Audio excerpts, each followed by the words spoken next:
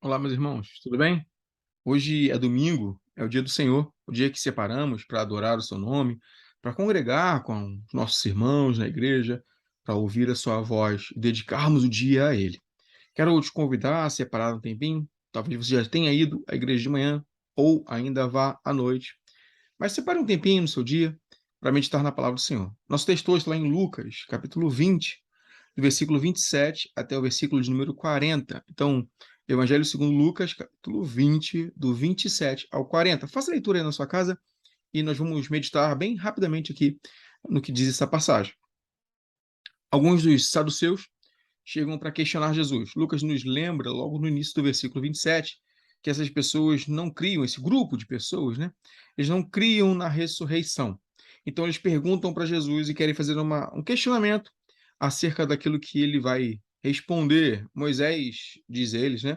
Disse que se alguém morrer sendo casado, não tendo deixado filhos, que a viúva dessa pessoa deveria casar com o seu irmão, para que pudesse dar descendência, seguir com o nome daquele irmão falecido que morreu sem ter filho. Então a ideia aqui é que se alguém morresse e não tivesse deixado descendência, a sua esposa, a viúva, deveria casar com seu irmão, engravidar, ter um filho, mas o filho não seria desse segundo marido, e sim do primeiro que havia morrido para lhe dar descendência.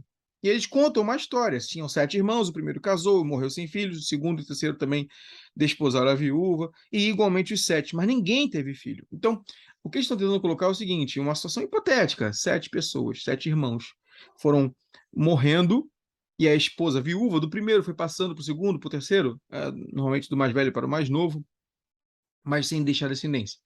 A pergunta deles é: na ressurreição, com qual deles ela vai estar casada?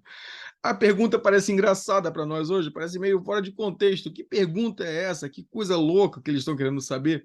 Mas era algo interessante na época para esses homens, porque eles tentavam usar esse tipo de argumento, esse tipo de situação, para argumentar que não existia ressurreição, porque senão, quando houvesse a ressurreição, seria um caos instalado na terra por conta desses motivos. Jesus, então, vai lhes dizer que na época vindoura, ou seja, na ressurreição, não se casa, nem se dá em casamento, não há mais morte, são iguais aos anjos e os filhos de Deus, filhos da ressurreição. E depois ele vai dizer que uma prova de que a ressurreição existe, eles nem tinham perguntado sobre isso, mas Jesus aproveita e fala que o próprio Moisés tinha dito que Deus era o Senhor de Abraão, Isaac e Jacó, e ele não é Deus de mortos, e sim de vivos. Note algo interessante aqui para a gente, eu quero que a gente pense rapidamente aqui, a questão para nós não é, se eu morrer, não tiver filho, minha esposa, e depois eu vou voltar casado com ela. Não, nada disso. O que o texto quer nos mostrar, o que é mais importante, primeiro, é que haverá uma ressurreição. Não há dúvida disso. Nós passamos aqui na terra, nós vivemos aqui na terra, e um dia, todos nós, se o Senhor não voltar antes, todos nós iremos morrer. Mais cedo, mais tarde, com a idade que for, um dia todos nós iremos morrer. O que há de certo na vida é que ela termina, é que a morte vem.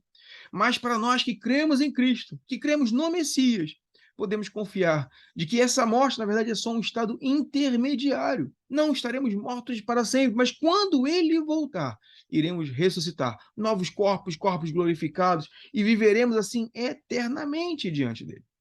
Essa nova realidade após a ressurreição é diferente da nossa realidade. Hoje precisamos nos casar, tanto por aspectos afetivos, emocionais, sociais, mas principalmente aqui na ênfase do texto, para manter a sua descendência. Ora, se nós vamos ressuscitar e não vamos mais morrer, não precisamos manter a nossa descendência, porque viveremos eternamente.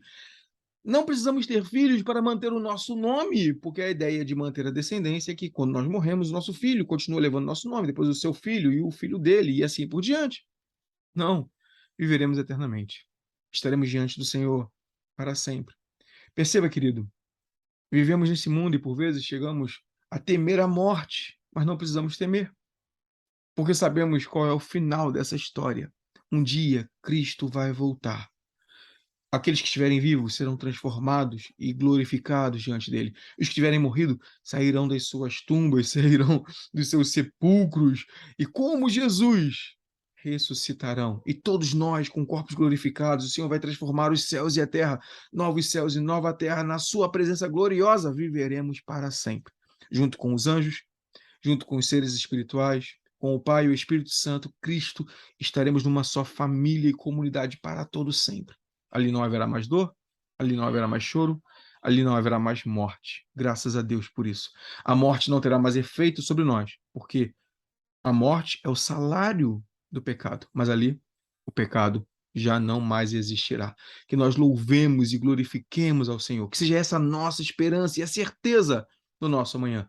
E se isso de fato for verdadeiro para nós, entendemos que o tempo que temos de vida aqui tem um propósito: glorificar a Cristo, fazer o seu nome proclamado, anunciado entre as nações, para que quando ele voltar, possamos nos reunir e viver em adoração para sempre.